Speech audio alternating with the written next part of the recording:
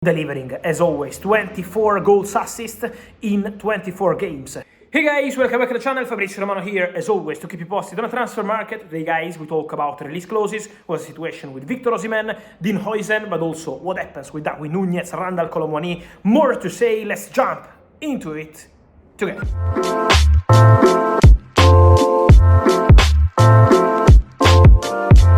So guys, there is always movement on the market, preparing the future. We had some updates in the last 24 hours, especially for Chelsea players for the future, because David Washington, the Brazilian striker, is joining Santos. So he's going to play with Neymar Jr. on loan. Chelsea saved an international low spot for David Washington to go to Santos. And so despite the emergence in terms of strikers, Chelsea preferred the boy to go to Brazil to join Santos. And so deal done on loan for David Washington.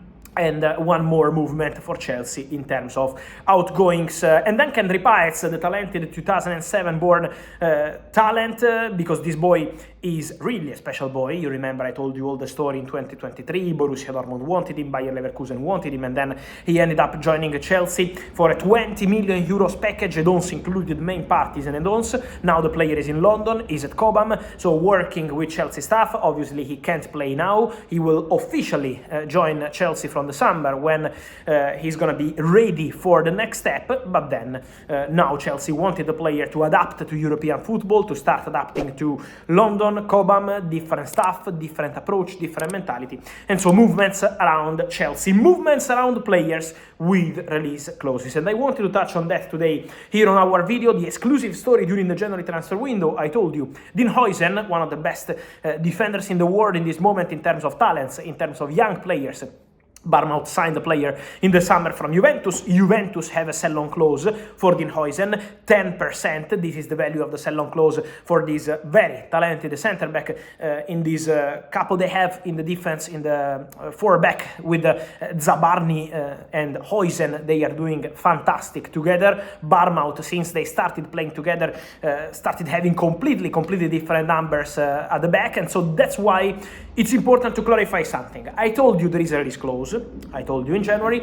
Today I can tell you that the release clause, according to my information, is 50 million pounds, valid from summer 25. So now in the summer transfer window, clubs can make it happen without negotiating with Bournemouth. They can go there, pay the clause and get the player, or they can try to negotiate on the structure of the clause, and sometimes happens in football. What's important to mention is that the clause is now valid. Now I mean in the summer, obviously not in February or March, but also important to say that many clubs are starting to call. I told you in January, Chelsea are monitoring the player closely. He's for sure on the list. Bayern called about the player to be informed on the clause conditions, so Bayern are also following the situation of the player, but now the focus at Bayern is on extending the contract of the Upamecano. The conversations are advancing very well, so the expectation is for Upamecano to sign a new deal. And then, among clubs, also Newcastle are informed, calling constantly about the situation of Huijsen. So for sure there will be many clubs in the race for this player. Let's see what Liverpool will decide to do, because I expect Liverpool to sign an important centre-back in the summer transfer window. And so Huijsen could be an attractive option. But again, at this point, still no negotiation, still no direct contact. So we have to be patient and see what happens next for this big talent. But remember, the release clause is 50 million pounds, valid this summer. Also valid this summer will be the clause for Victor Osimhen, but let me explain what's the situation. First of all, Victor Osimhen, also in Turkey, playing for Galatasaray on loan from Napoli, still delivering, as always, 24 goals assist in 24 games for the Turkish club. So Osimhen is always there, Osimhen is always delivering. What's the situation? The contract of Victor Osimhen formally is valid until 2026, but then in the summer he will return to Napoli from Galatasaray, and Napoli will not keep the player. So Napoli want to sell Victor Osimhen, and Osimhen wants to be sold. So he will not stay at Napoli. What's the situation now? The contract of Victor Osimhen includes an extension of the clause in case Napoli don't sell the player by the end of June. From the 1st of July, the clause of Victor Osimhen will be around 75-80 million euros. So the exact fee is between 75 and 80. This is the amount. I will be more precise in the next weeks to tell you exactly, but this is the value of the clause. So many clubs are informed on the situation. You remember how Paris Saint-Germain Germain in July considered Victor Osimhen last summer. Then in August they went on completely different players, so they changed the strategy. We know how several clubs are looking for strikers, including Manchester United, but at this point still not reaching out to Osimhen camp or Napoli. So they are monitoring several strikers, but it's still too early to see who's gonna be the new striker, the new number 9 of Manchester United in the summer. And then from Saudi, interest from Saudi is still there. Don't forget that Osimhen was one step away from joining Al Ahly on deadline day in the summer, and then the deal collapsed and they signed Ivan Toney from Brentford. But from Saudi, the interest remains. So for sure there is movement around Osimhen, but the clause is there and the situation is gonna be an interesting one to follow in the next months for Osimhen. But this is the structure of the deal, the structure of the clause.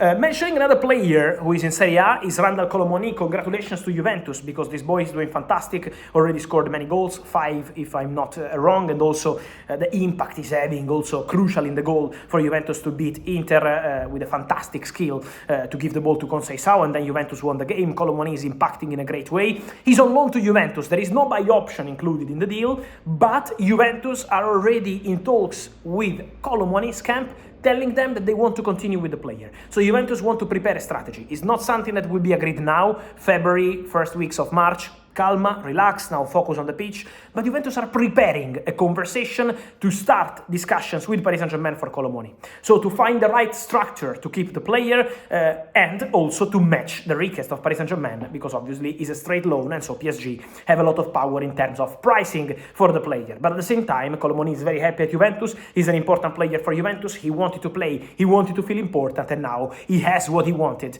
at Juventus, despite interest from Tottenham, interest from Milan, interest from several clubs in the January transfer window. He decided to go to Juventus, and now he's playing, he's scoring, he's doing fantastic, and Juventus are preparing the conversations for the summer transfer window. Then guys, on strikers, I wanted to complete on what I said last week. Darwin Nunez, you remember, exclusive stories telling you that Al Nassr were very close to signing Darwin Nunez. If you want to hear the whole story, there is a video here on my channel telling you that Al Nassr were in advanced conversations with the player, open to joining Al Nassr, in advanced conversations with Liverpool, close to matching the price tag, but then Liverpool decided to keep the player because there were no replacements, no players included in their list for the summer were available in January, so they didn't want to overpay for players they didn't even want. So Liverpool decided to keep the player, to protect the squad, to continue with this fantastic group till the end of the season. But I'm here today to tell you once again that the expectation in the industry of those close to all parties involved in this story is that from Saudi they can return for Darwin Nunez. Let's see if something will also happen with European clubs may be interested, but from Saudi they remain keen on Darwin Nunez, and so I think Darwin has concrete chances to leave Liverpool in the summer transfer window. I told you last week, today I can confirm that there is this feeling and there is a concrete possibility for Darwin to go, and of course for Liverpool to change something up front. And so guys, let me know your thoughts on all these stories. I want your answer. Dean Huijsen, where should he go? Victor Osimhen, where should he go? Darwin Nunez, where should he go? I want your opinion guys here in comments. Like this video, turn on the notification bell, subscribe to the channel. See you soon. Ciao!